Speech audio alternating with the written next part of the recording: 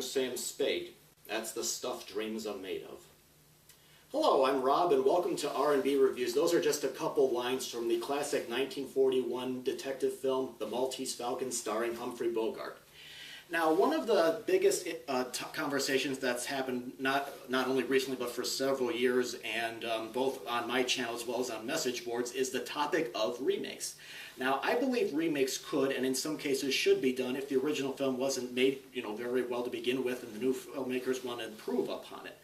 But what does this have to do with the movie that I'm about to review today? Well, some people don't realize that The Maltese Falcon is itself a remake.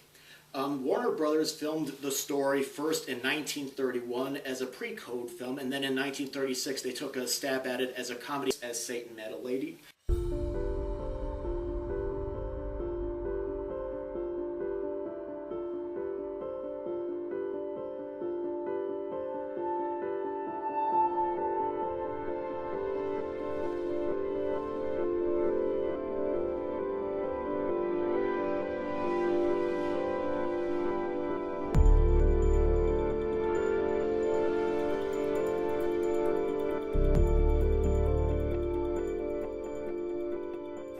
Thank you for checking out R&B Reviews. Now, as I mentioned at the beginning of the video, The Maltese Falcon was filmed by Warner Brothers twice before. First in 1931 as a pre-code film, and what is pre-code? I'll tell you about that later on in the video. And then in 1936 as a comedy with Bette Davis as the femme fatale in Satan Met a Lady. Now, these two versions were not really successful until first-time director and longtime screenwriter John Huston took it, improved it, and it paved the way for the film noir genre that appeared throughout the 1940s into the mid-50s. Now, for those of you that don't know the story about the Maltese Falcon, it's based on Dashiell Hammett's book, and it's about a private investigator named Sam Spade who meets a woman named Miss Wonderly. She claims that she's looking for her missing sister who might be involved with a man named Floyd Thursby. Spade's partner, Miles Archer, comes in and volunteers to help follow the sister, and then Spade is informed later on that Archer has been killed, and he now investigates the murder of his partner. Then he becomes involved with interesting characters, including Joel Cairo, who asks Spade to find the black figure of a bird. Then he encounters Casper Gutman, also known in the film as the Fat Man, also looking for the Maltese Falcon. So, who killed Archer, and will Spade find the Falcon? Well, why don't we go ahead and start with the 1941 version. One has Humphrey Bogart as Sam Spade, and this film has excellent black and white photography and the use of shadows that became a feature in upcoming film noirs like Out of the Past. The film does something different with the camera angles by having most of them low as well as pans, and the film benefits from a booming score as well. The film does have somewhat of a confusing story like other upcoming film noirs like Out of the Past and The Big Sleep, because there is a lot going on, but that didn't really bother me because the characters were memorable. We have Bridget O'Shaughnessy, played by Mary Astor, who's a pathological liar. There's also Joel Cairo, played by the great Peter Lorre, who makes him prissy, and he really shows a lot with the character but without really saying anything. He was probably my favorite character because he can be serious and funny at the same time. There's also Casper Gutman, played by Sidney Greenstreet. And he's always calm, even when everybody else is flipping out over stuff. He's always calm, and he always seems to have control of the situation. The only character I don't think I really liked was Wilmer, who's Gutman's henchman. He's played by Elijah Cook. I just found him to be very monotone and bland. The film is deliberately paced, but it really picks up in the second act when Gutman appears.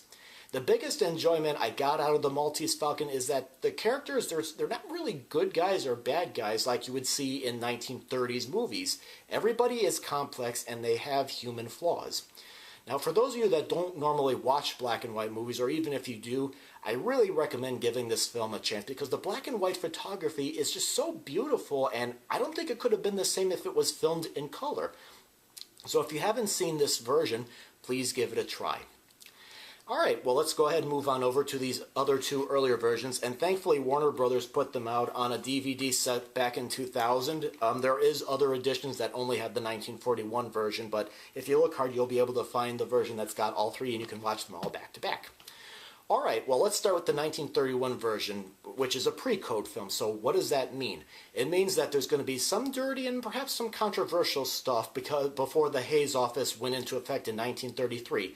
Basically, the Hays Office, dictated or asked film studios to keep their films clean for consumption by mass audiences. Like, for example, the film opens with a woman leaving Spade's office, adjusting her stockings, and Spade is picking up some cushions off the floor and putting them on the couch. That can only mean one thing. And there's also a suggested relationship between Gutman and Wilmer, and there obviously is an affair going on between Spade and Archer's wife, played by Thelma Todd in this film. In the 1941 version, it's kind of toned down a little bit. And there's also a suggestive shot of Miss Wonderly naked in the tub. Now, unlike the Bogart film, this version really doesn't do a lot with camera work because this movie was shot at the dawn of, conversion to sound films. So it's still being experimented with. So the camera work is not really as fluid as the 1941 version. Ricardo Cortez plays Spade here, and he's very happy-go-lucky instead of being more hard-broiled that Humphrey Bogart did in the 1941 version. He also really doesn't have the same, screen presence that Bogart brought.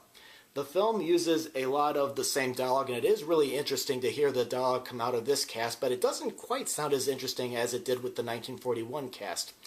It is really interesting to compare these two versions.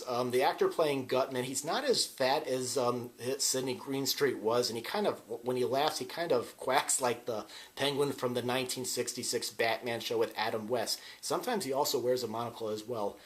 Bebe Daniels is good as the femme fatale, and the actor playing Joel Cairo I thought was a very good alternative to Peter Lorre's version. He's more straight and serious in this version. This version isn't really bad. I think it's good, but it's just not as good as the 1941 version. Alright, well, let's go ahead and move on over to the 1936 version called Satan Met a Lady. Now, this is probably my least favorite version of the three because it was changed into a comedy. Why? Probably because MGM took Hammett's other novel, The Thin Man, and turned it into a murder mystery comedy, and it struck gold, so Warner Brothers probably wanted to cash in on the success of that film. Warren Williams is the don't give a damn detective who is still the womanizer from the 1931 film, and as I mentioned, Bette Davis in an early role as the film Femme Fatale. Now, some of the jokes in comedy doesn't really always work, but it's definitely more livelier than the 1931 film, and it's also fast-paced. Now, something viewers will notice right away is that the names of the characters have changed. Sam Spade is now Ted Shane, Bridget O'Shaughnessy is Valerie Purvis, and Gutman is now a woman named Madame Barabbas. They are no longer looking for the Falcon, but a horn that contains jewels. I found the film to be inconsistent in tone, and the scene where the Joe Cairo character...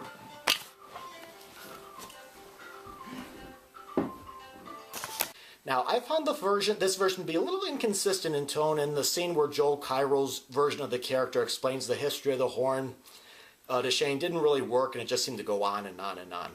So, that's my take on all three versions of the Maltese Falcon.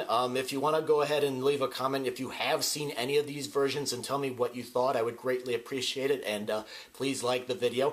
And if you're interested, go to the main page, look at some other reviews of movies they can watch at home. And if you're interested, hit that subscribe button.